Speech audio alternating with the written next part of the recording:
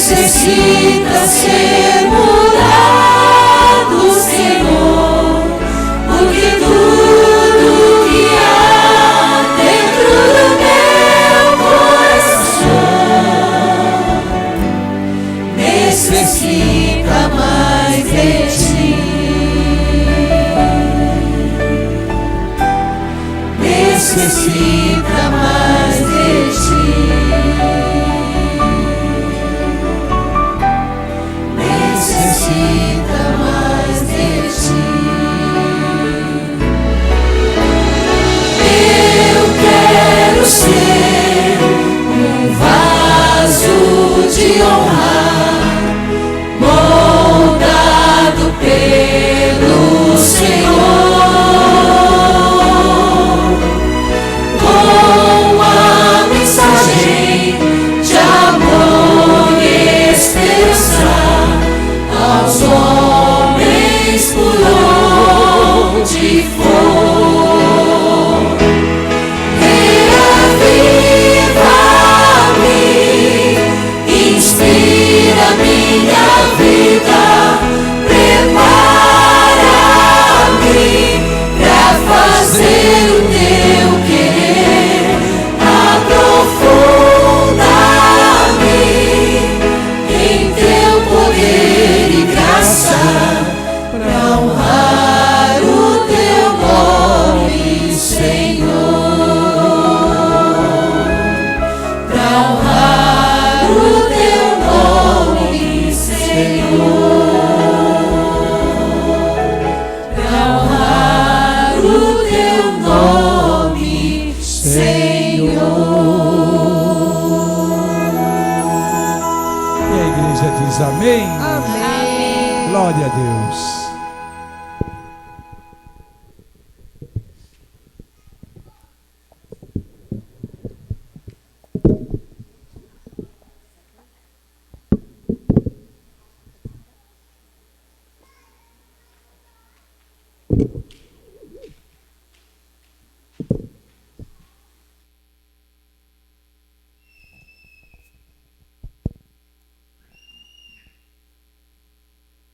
Boa noite, irmãos.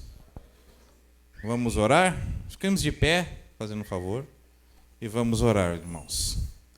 Senhor, nosso Pai que estás nos céus, obrigado, Senhor, por esse domingo que passamos, obrigado por tudo que tem feito por nós, e obrigado, Senhor, por estarmos novamente aqui na segunda noite, Senhor, para ouvir tudo que tem bom para a gente aqui, Senhor. Que o pregador vai falar, que as palavras que ele está falando, que essa semana seja uma bênção para as nossas vidas, Senhor. E há de ser uma bênção para as nossas vidas, Senhor, para as vidas das pessoas que a gente conhece, para que a gente consiga trazer mais pessoas aqui na igreja, para essas pessoas conseguirem escutar a verdade que está na sua santa palavra, Senhor. Muito obrigado por tudo que nos tem feito, Senhor, que a gente tenhamos um começo de semana muito bom, que essa semana seja muito consagrada, Senhor. Que tudo que for feito aqui pela honra e glória do seu nome, Senhor. É que eu lhe agradeço em nome do seu santo Filho Jesus Cristo. Amém.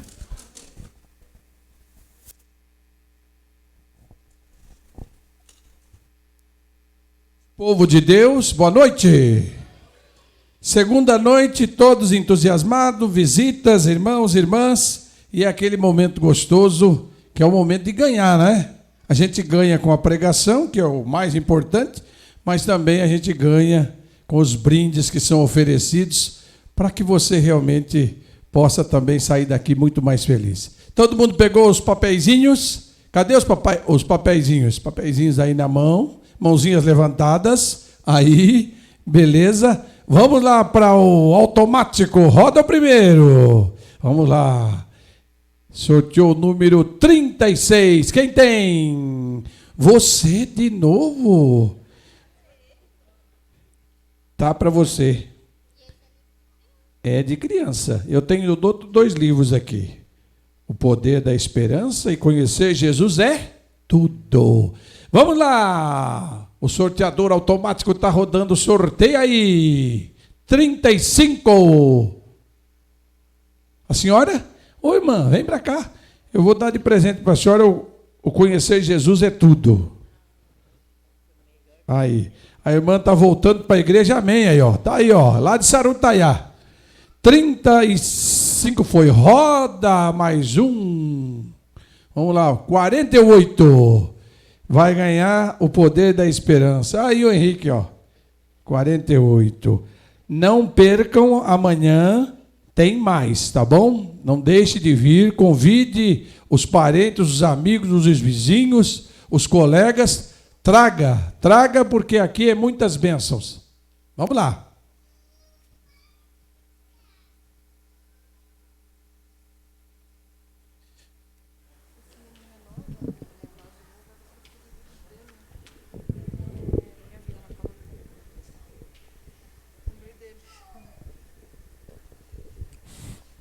Bom, agora a gente convida todos a se levantar e vamos cantar com bastante entusiasmo, um coro bem forte, hein? Qual que é o hino da nossa semana? Eu vou dar mais uma chance. Qual é o hino da nossa semana? Isso. Alto clamor.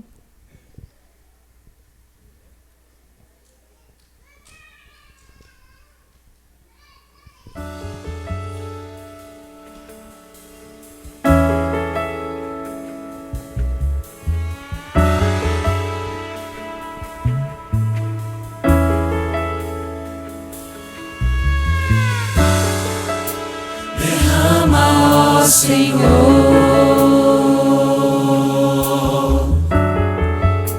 a tua santa unção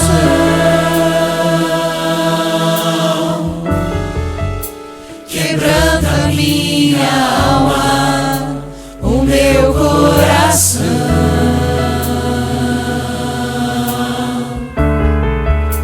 diante do altar.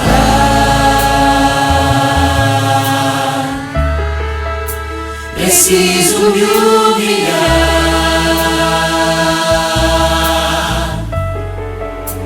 pra me purificar, ser somente teu.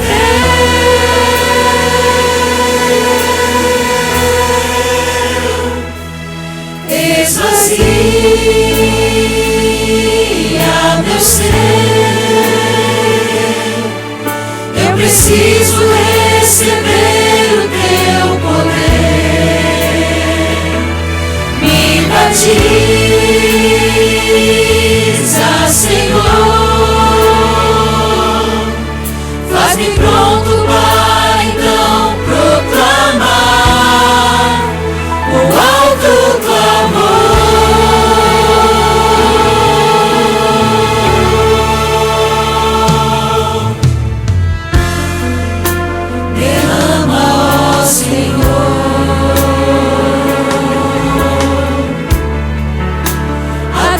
Santa unção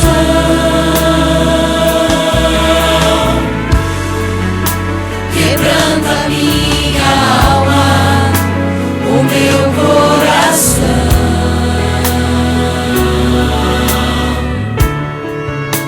diante do altar.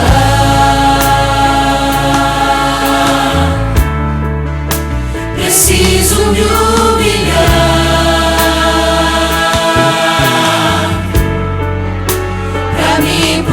purificar, ser somente teu.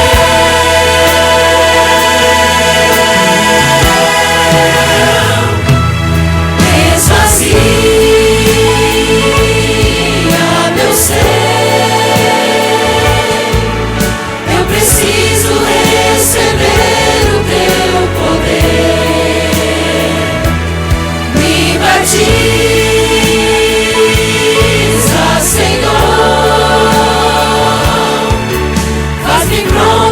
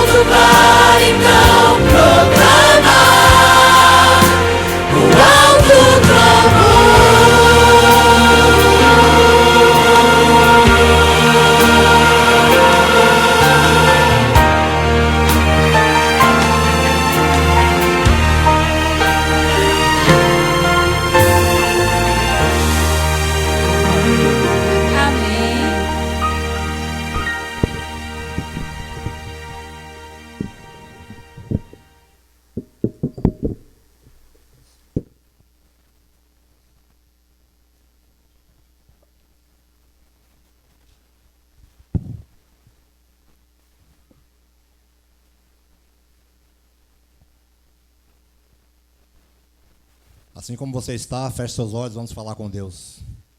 Santo Deus e Pai que estás no céu, mais uma vez nos colocamos na Tua santa presença.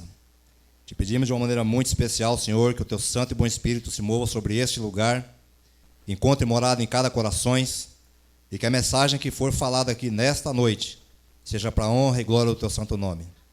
Nós oramos, ó Deus, em nome de Cristo Jesus. Amém.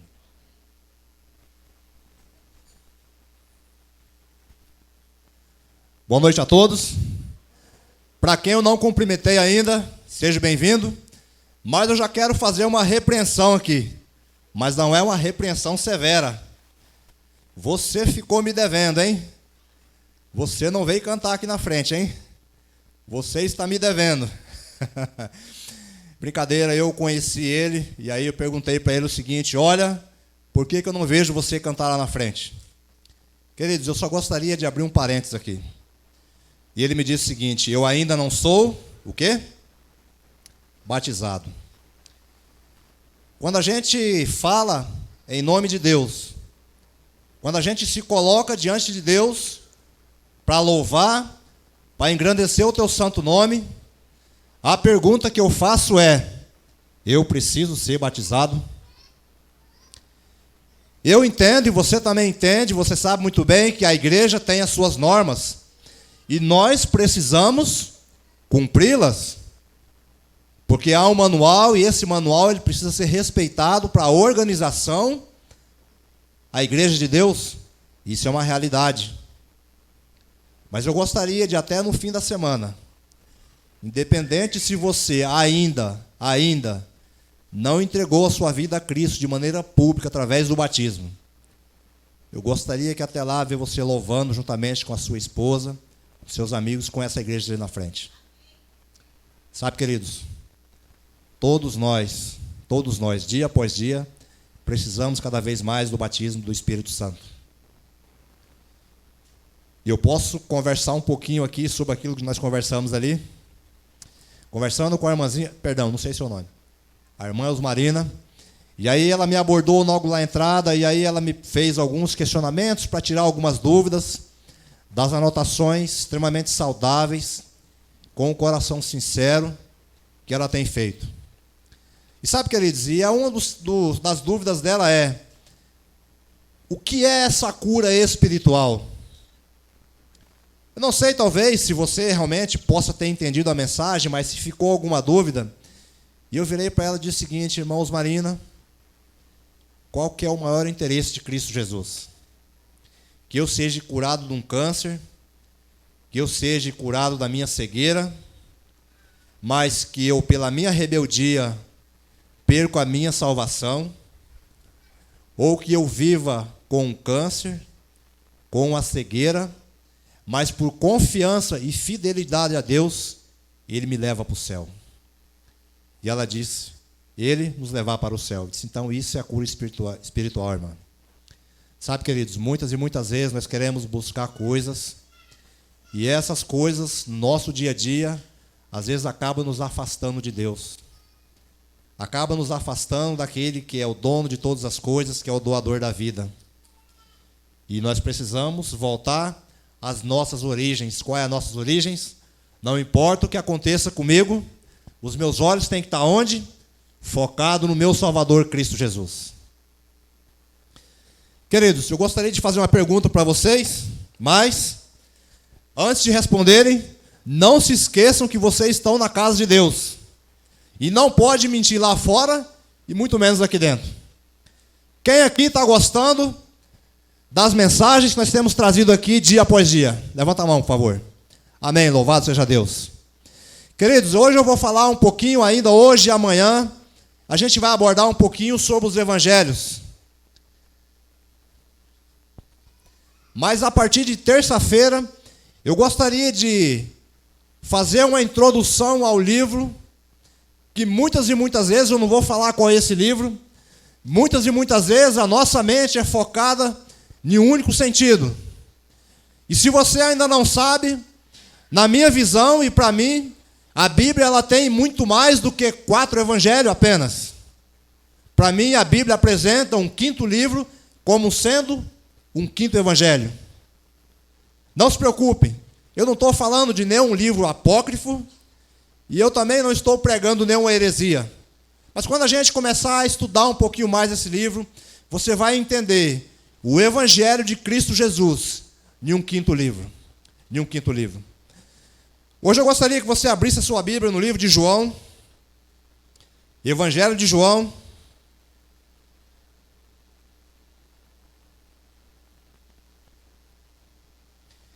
Evangelho de João, capítulo 6.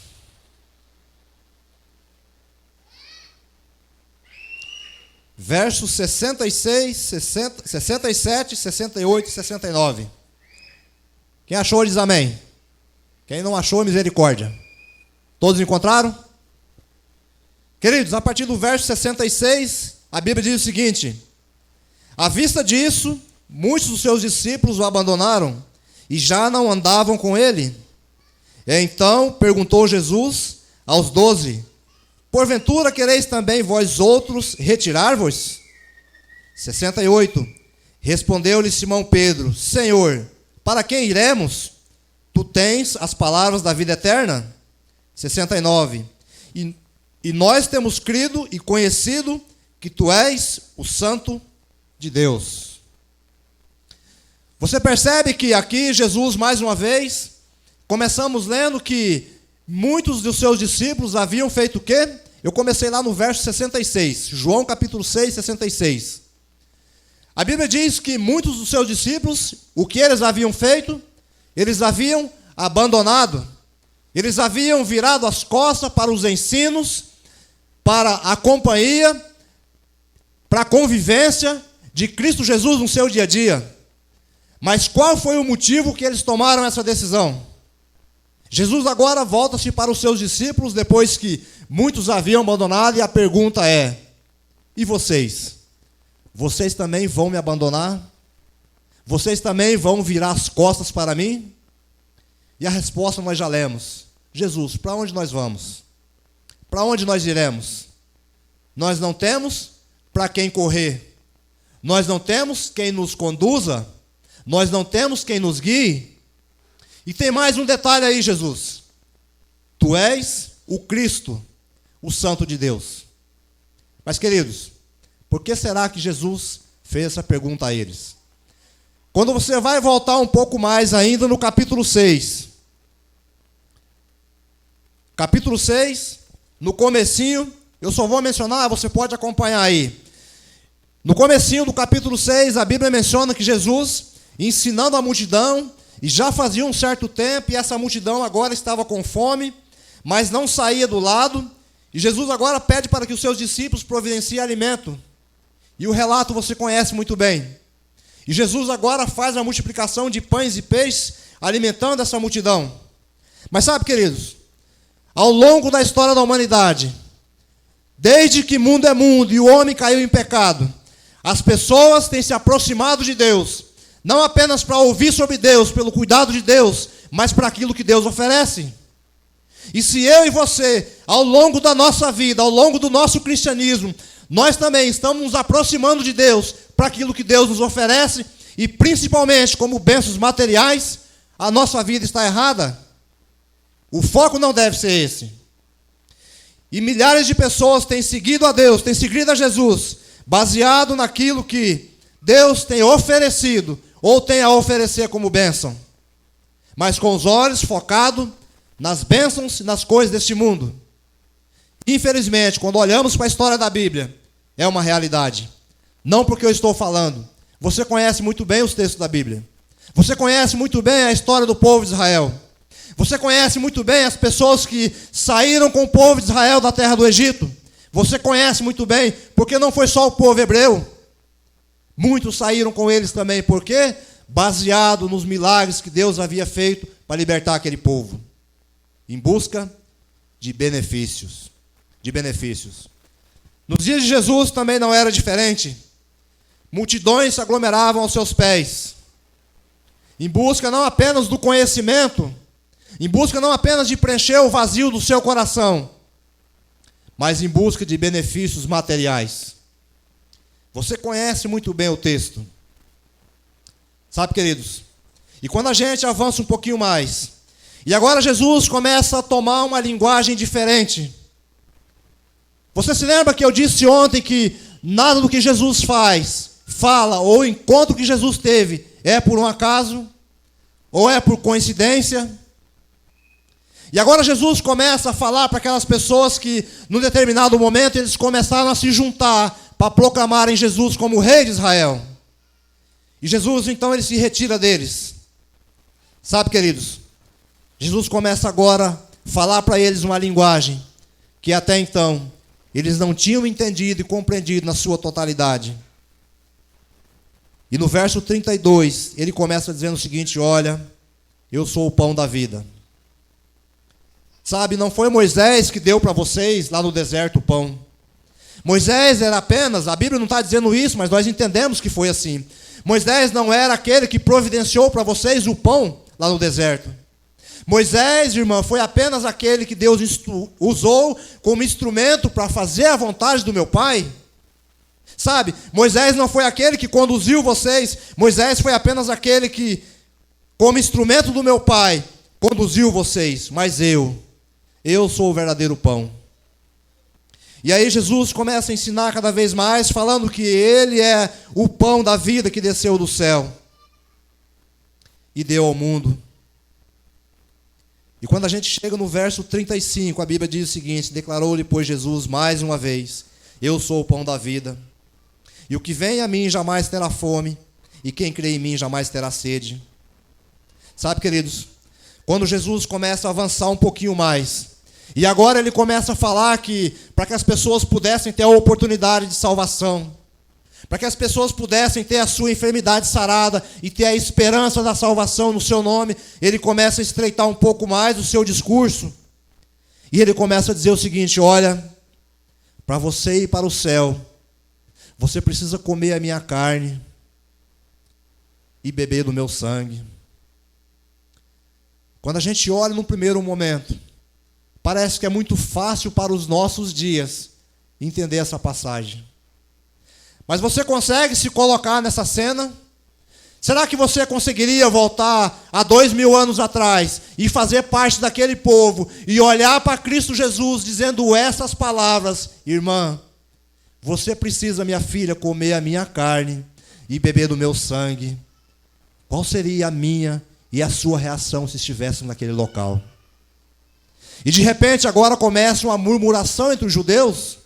Uma murmuração não somente entre os judeus, mas aqueles que estavam seguindo a Jesus. O nosso conceito de discípulos, a gente geralmente fica focado em apenas 12. Mas você se lembra que um pouco antes, lá no começo do ministério de Cristo, você se lembra que ele pegou 70 e enviou para as cidades, para os vilarejos e para todos os lugares, para que curasse toda sorte de enfermidade? Você se lembra? A Bíblia deixa de maneira bem clara. Agora você começa a entender um pouco mais que não era apenas 12. Mas sabe, queridos, mais uma vez, irmã, quando Jesus começa a ensinar, não é um ensinamento em vão, não é apenas porque ele queria fazer uma separação, mas tinha um propósito de maneira específica, irmã. E quando a gente vai para o livro Desejado de Todas as Nações, a senhora Ellen White, ela apresenta de maneira bem clara que foi preciso que Jesus começasse a usar esse discurso. Sabe por quê, queridos?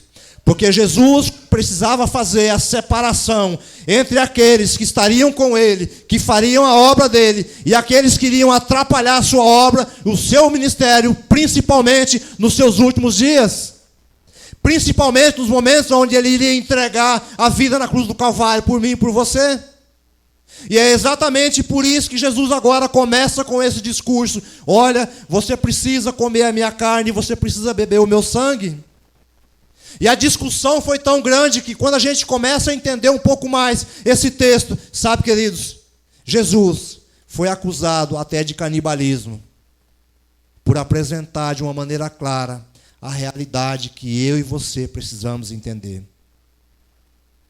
Queridos, a mensagem de Cristo Jesus, naquela época, não é diferente do que ele ensina, do que ele quer transmitir para mim e para você na noite de hoje.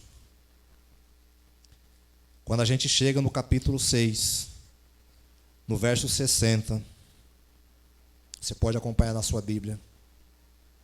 Muitos dos seus discípulos, tendo ouvido tais palavras, disseram: duro é esse discurso. Quem o pode ouvir? Duro é esse discurso. Quem o pode ouvir? Eu não vou perguntar aqui quem gostaria de ir para o céu. Isso é chover no molhado. Eu não vou perguntar aqui quem tem a esperança de, quando Jesus estiver voltando com vida, ou saindo da sepultura com vida, olhar para o céu e ver Jesus voltando. Sabe por quê, queridos?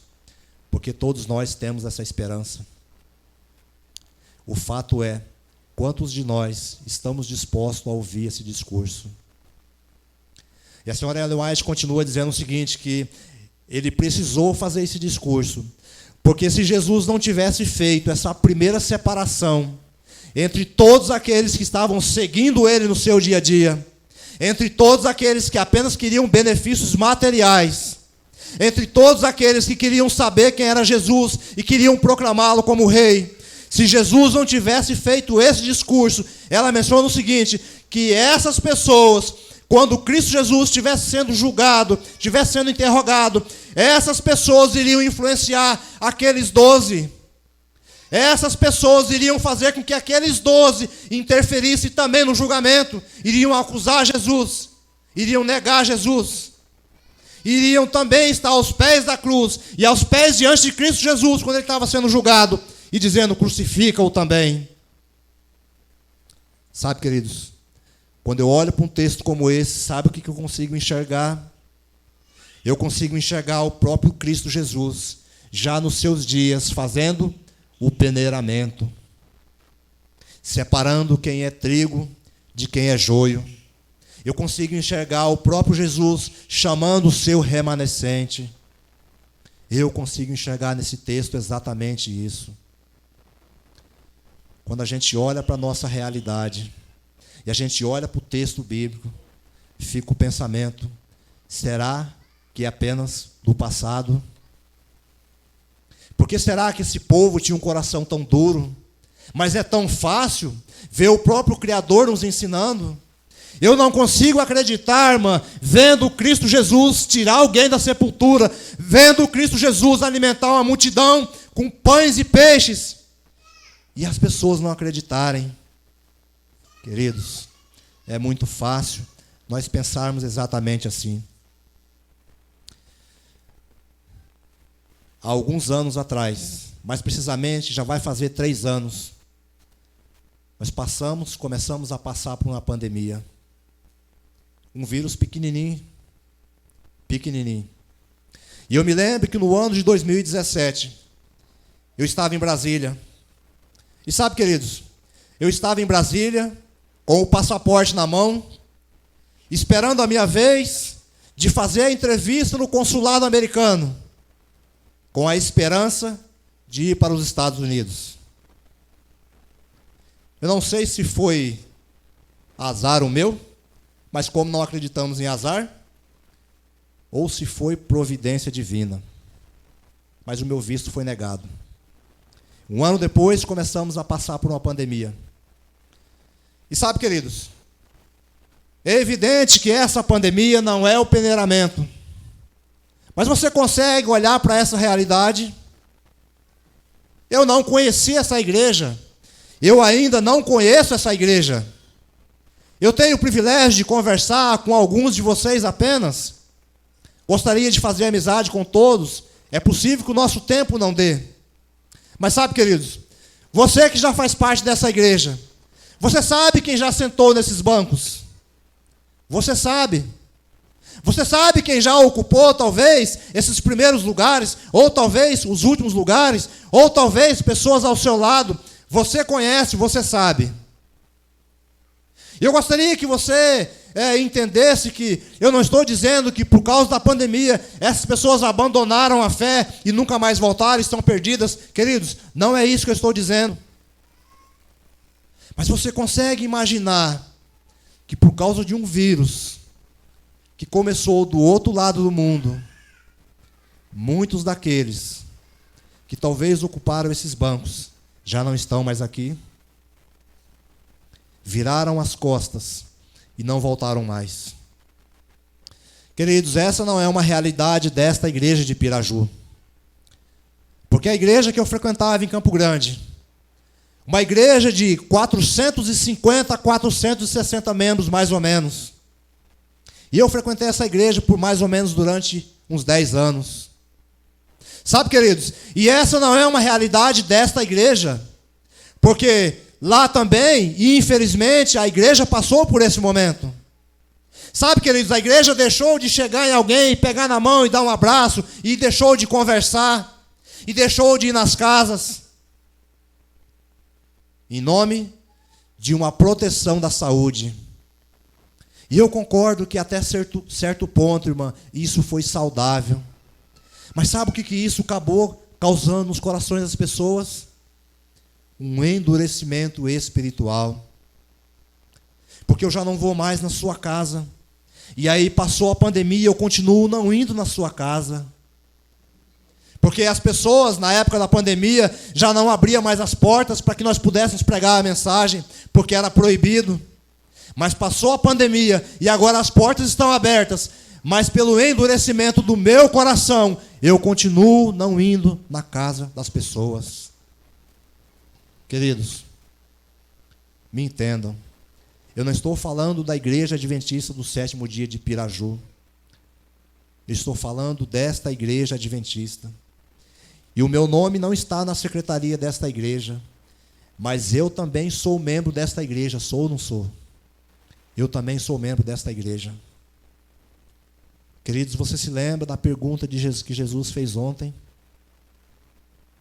O que eu sou para você? Esse é Jesus perguntando. O que Jesus é para você? Percebe que a pergunta hoje é diferente?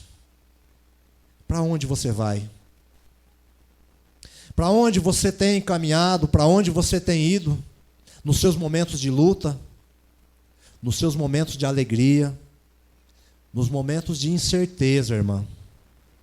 Eu não o conheço, mas o irmão falou que você está retornando para esta igreja.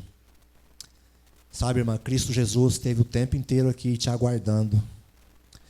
Porque o lugar que você ocupa no coração dele é só seu e somente seu. E ali na porta também eu conheci também alguém que já foi diácono desta igreja. Sabe, queridos, embora outras pessoas também que passaram a recolher a oferta nesta igreja, mas Cristo te chamou para este ministério. Esse lugar é seu e não é de mais ninguém. Eu posso apenas ocupar por um breve momento. Sabe, meu amigo, quando eu disse para você o porquê que você não está cantando ainda, e você disse porque eu ainda não sou batizado, eu preciso dar um recado para você. Se você não for para Cristo Jesus, você ouviu a pergunta de hoje, você vai para onde? Para onde que você vai? Você pode correr para onde você quiser. Você pode conquistar o que você quiser. Mas se você não for para Cristo Jesus e ocupar o seu lugar nesta igreja, qual será a sua resposta? A sua resposta precisa ser a mesma resposta de Pedro. Jesus, para onde eu vou? Eu não tenho para onde ir, Jesus. Eu não tenho para quem correr. Sabe, irmão, você que está estudando a Bíblia, que o irmão foi lá na sua casa te buscar. E ele falou o seguinte, olha, a decisão dela está para frente. Querido, a decisão dela não pode ficar para frente. Irmãos, no meu dia a dia, eu entro no lar das pessoas, e quando eu vou fazer o apelo, queridos, eu preciso ser de maneira direta e clara. Eu preciso ser direto. Eu não posso dizer para você, irmã, que ainda não tomou a decisão. Eu não posso dizer para você que você ainda não passou por aquele tanque. Eu não tenho autorização de Deus para dizer para você o seguinte, olha, não tem problema não, amanhã você decide. Olha, irmã, não tem problema não, amanhã você toma a decisão. Queridos, eu não tenho autorização de Deus para dizer isso. Sabe por quê, queridos? O amanhã pertence a Deus. Quem sou eu para enxergar amanhã? Quem sou eu para dizer, você tem tempo para resolver a sua vida amanhã? Mas eu tenho autorização de Deus para dizer, hoje é o dia. Hoje é o dia de você abrir o seu coração, de você dizer o seguinte, Jesus, hoje é o dia de eu te aceitar, de me entregar em teus braços. Hoje é o dia da minha decisão. Esta igreja, queridos, ela tem por princípio não pegar as pessoas de qualquer jeito e colocar dentro de um tanque, e louvado seja Deus por isso. Mas a decisão, queridos, tem que ser tomada no dia de hoje. Quem sou eu para entrar na casa de alguém e dizer, não há nenhum problema, você tem tempo para tomar a decisão? Eu estava trabalhando no distrito de Ribeira, e eu fui lá e comecei a fazer a semana de evangelismo feminino nesse ano. E durante o evangelismo, havia um rapaz que ele ia lá todos os dias. E aí, dia após dia, eu fazia o apelo e ele sempre dizia, agora não. E ele sempre dizia, agora não. Eu disse para ele, olha, sábado vai ter batismo aqui e eu gostaria de sexta-feira ir lá na sua casa preencher a sua ficha. Não, você não precisa ir, mas sábado eu venho, sábado eu vou estar aqui. Tudo bem, então eu vou te esperar. Mas a sua decisão tem que ser para o dia de hoje. E sabe, queridos, e quando foi no sábado pela manhã, depois da mensagem, eu olhei na igreja e percebi que ele não estava. E aí eu perguntei para a esposa dele, disse, olha, cadê o fulano de tal? Eu não vou mencionar o nome dele aqui. Não, ele não quis vir, ele ficou em casa. Ele chegou do trabalho na sexta-feira, já à noitinha, e aí não quis vir, ficou em casa, disse que ia descansar. Queridos, passou o sábado. Quando foi no domingo à noite, eu estava na igreja. E aí eu estava pregando, e aí de repente eu olhei e vi que ele estava sentado. E no final do sermão eu saí para me despedir da congregação, da igreja. E aí ele chegou em mim, me puxou num canto e disse o seguinte, assustado, pastor, eu preciso falar com o senhor. Mas o que foi, meu amigo? Eu não vi você aqui ontem, o que foi? Pastor, eu preciso falar com o senhor, eu preciso falar com o senhor. Sabe, pastor, o que aconteceu? Ontem à tarde. Eu disse, não, me conta o que foi que aconteceu. Ele falou o seguinte, olha, eu estava na minha casa. E aí eu estava na minha casa e a cidade de Itapirapuã Paulista, eu não sei se aqui alguém conhece, mas é um lugar que tem muita mexerica, de maneira abundante. E aí ele falou o seguinte, olha, e eu comecei a chupar algumas mexericas aqui na minha casa. E eu estava sentado e comecei a chupar, e não chupei muito, e aí de repente eu engasguei. Sabe, queridos, eu engasguei com a semente. E aí eu comecei a bater no peito e essa semente não saía. E aí eu comecei a forçar a garganta e não saía. E aí eu fui lá e tomei uma água e não saía. E eu comecei a ficar preocupado. E o enteado dele estava na casa dele e ele começou a ficar desesperado. Começou a perder o fôlego. E aí ele falou o seguinte, olha, e chegou um certo momento que eu não aguentava mais falar, não aguentava mais fazer nada. E aí eu precisei deitar na cama. E quando eu deitei, eu só fiz sinal para que o meu cunhado batesse em mim. Queridos, a única solução foi que o enteado dele, enfiasse o dedo na garganta dele e tirasse um caroço de mexerica. E ele já estava desfalecendo por causa de um caroço de mexerica.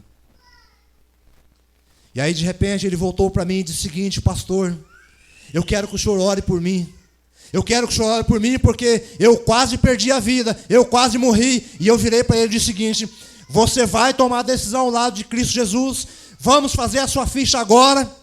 Não, pastor, ainda não. Sabe, queridos, e eu virei para ele e disse para ele o seguinte, olha, eu não vou orar por você. Eu não posso orar por você. Sabe por quê? Porque você não quer ouvir a voz de Deus. Então a oração que eu fizer, em nome de Jesus, não vai surtir efeito nenhum. Porque você não quer ouvir a voz de Deus. Queridos, quando Jesus perguntou aos seus discípulos, e você? Para onde vocês vão?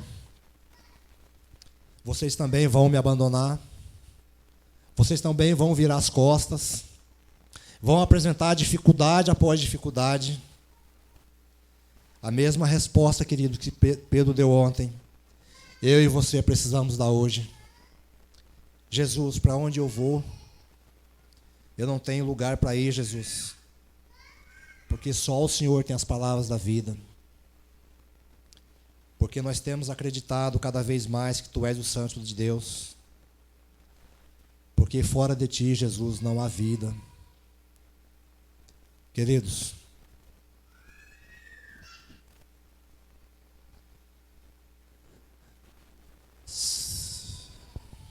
sabe, André? Quando eu tomei a decisão de aceitar o chamado de Cristo, eu coloquei, queridos, no meu coração de que não importa o que acontecesse na minha vida, a minha decisão e da minha família seria cada vez mais nos colocarmos aos pés de Cristo Jesus. Põe para mim, por favor. E essa decisão parece ser fácil, não é? Parece ser fácil. Tudo bem, Jesus, eu vou te seguir. Ah, Jesus, não importa se hoje eu estou em Piraju. Não importa se amanhã eu estou em Sorocaba. Não importa se amanhã eu estou em Ourinhos. Não importa se eu estou em Manduri. Não importa, Jesus. O que importa é que eu tomei a decisão de te servir. Será que é fácil assim, queridos? Você que estava aqui ontem à noite, você vai se lembrar que eu comecei a contar ontem uma história.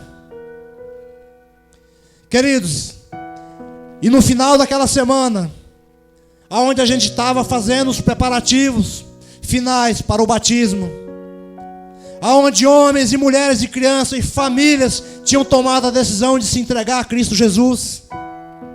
Uma festa bonita na cidade de Sorocaba, mais precisamente no distrito de Vila Helena. Sabe, queridos, e naquele momento, quando você vai cada vez mais afunilando, cada vez mais vai intensificando as orações pelas pessoas que tomaram a decisão de se entregar a Cristo, do outro lado, os ataques do inimigo vai se aprofundando cada vez mais, vai se intensificando cada vez mais e vai mexendo cada vez mais naquilo que você tem como prioridade, naquilo que você tem de mais precioso na vida da sua família. E você se lembra que eu falei que de repente a minha esposa entrou no quarto e aí ela com falta de ar, sem conseguir falar, chorando e soluçando muito, e com a grande dor no peito, só batia a mão, extremamente angustiada e agoniada. E aí de repente ela deitou na cama e ela foi se acalmando cada vez mais, e a única coisa que eu conseguia falar: amor, tenha calma, respira e tenha calma. É a única coisa que a gente consegue dizer num momento como esse. Sabe, queridos, depois que ela recobrou seus sentidos, tomou um pouco de água, e aí com grande dificuldade ela começou a falar. Eu disse: amor, o que foi que aconteceu? E ela falou o seguinte: amor, quando eu estava começando a fazer o almoço, e eu sentei na cadeira e comecei a orar, comecei a colocar diante de Deus as nossas lutas, comecei a colocar também diante de Deus a nossa gratidão pelos batismos nessa semana, pelo final do evangelismo. E sabe, amor, de repente entrou como se fosse um vento pela janela, um vento de maneira impetuosa. E aí, de uma maneira bem clara, queridos, ela ouviu a seguinte frase: se você não parar com esse trabalho que vocês estão fazendo, eu vou acabar com a sua vida e com a vida do seu marido. Sabe, queridos, e continuou a voz: porque vocês estão atrapalhando a minha vida. Eu não preciso dizer para você quem foi que falou de maneira estrondosa nos ouvidos dela, queridos. E naquele momento, quando ela estava deitada na cama, eu disse: amor, continua deitada, porque agora eu vou me ajoelhar. E não vou me ajoelhar aos pés desta cama, eu preciso me ajoelhar aos pés de Cristo Jesus. E assim eu fiz, queridos. Me ajoelhei naquele dia aos pés de Cristo Jesus mais uma vez, e clamei por graça, clamei por misericórdia e, acima de tudo, pela condução da nossa vida. E eu me lembro que uma das coisas que eu falei para Deus, eu disse: Deus, eu não pedi para estar nesse lugar, eu não busquei esse chamado, eu não busquei esse ministério, mas o Senhor, Deus, me conduziu a este lugar. O Senhor tem me usado neste lugar, e o Senhor quer me usar neste lugar, e quer me usar não para transformar a vida de outras pessoas, mas para transformar a minha própria vida.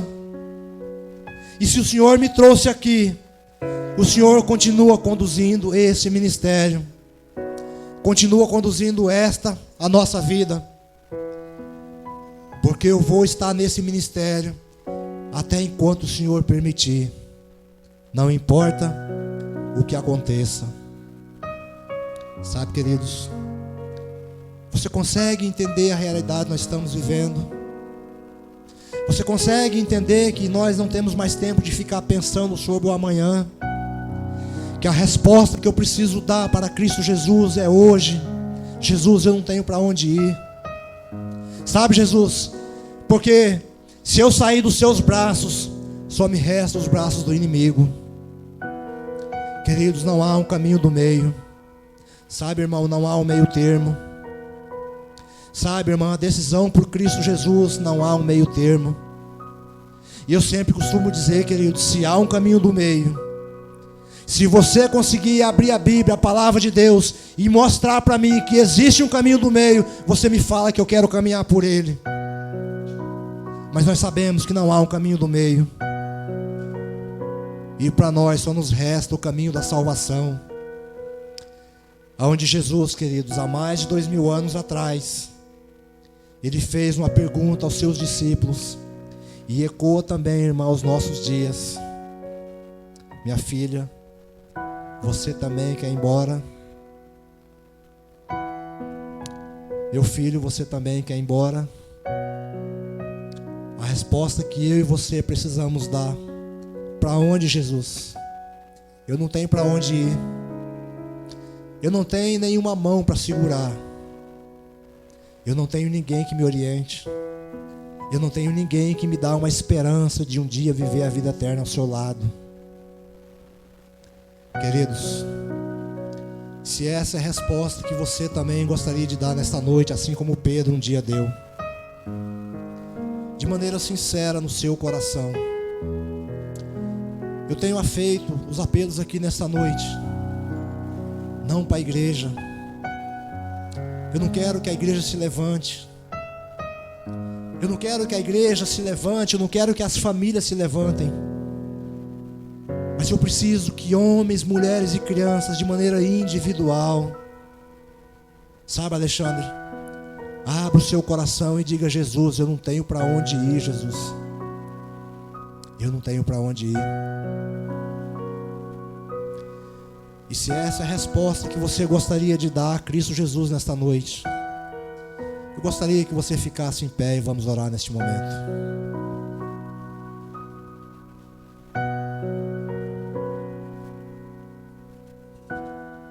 Santo Deus e amado Pai, louvado seja o teu santo nome. Senhor, a tua palavra deixou de uma maneira bem clara, ó Pai, qual é a sua vontade. Cristo Jesus ofereceu o seu corpo a todos nós. Cristo Jesus também ofereceu o teu sangue a cada um de nós. E de maneira individual, Pai, nós precisamos partilhar do corpo de Cristo. Precisamos partilhar do sangue de Cristo. Porque somente desta forma, Senhor, teremos condições de olhar para o céu e dizer: Senhor Jesus, muito obrigado pelo teu sacrifício, louvado seja o teu santo nome. Senhor, tu sabes muito bem, ó Pai, que nós não merecemos a sua graça, a sua misericórdia. Porque quando olhamos para a nossa condição de cristãos, quando olhamos para a nossa condição de homens e mulheres que deviam se colocar diante do Pai, diante de Ti, ó Deus, e colocar de joelho aos pés de Cristo Jesus, e confessar as nossas iniquidades, e falar, ó Deus, aquilo que nós precisamos falar, aquilo que o Senhor quer ouvir, e não aquilo que nós queremos falar. Ó Pai, acima de tudo, ó Deus, queremos dar a mesma resposta que o teu Filho amado deu a Cristo Jesus: há muito tempo atrás. Sabe, Deus, porque a igreja de Piraju não tem para onde ir. A igreja de Piraju, ó Deus, não conhece um outro caminho. A igreja de Piraju, ó Deus, não existe nenhum outro braço que ela possa agarrar. Pessoas que têm entrado neste lugar, ó Deus, nesta casa, entende cada vez mais que não há um outro lugar a não ser Cristo Jesus, o teu Filho, Pai, o Filho do Deus vivo. Por favor, ó Deus, mais uma vez nesta noite, tome a igreja de Piraju nos teus braços de amor. Guarde e proteja, ó Deus, de maneira especial, individual, cada um. E que teu santo e bom Espírito, ó Deus, nos conduza aos nossos lares. E que não ficamos, ó Deus, apenas no conhecimento superficial, mas que possamos ter uma experiência real e viva com Cristo Jesus. É a oração que fazemos em teu santo nome, ó Deus. É a oração que fazemos em nome do teu santo e bom Espírito. E é a oração que fazemos e pedimos e agradecemos em nome de Cristo Jesus, o nosso Senhor e Salvador. Amém. Tenham todos uma boa noite, que Deus possa os abençoar.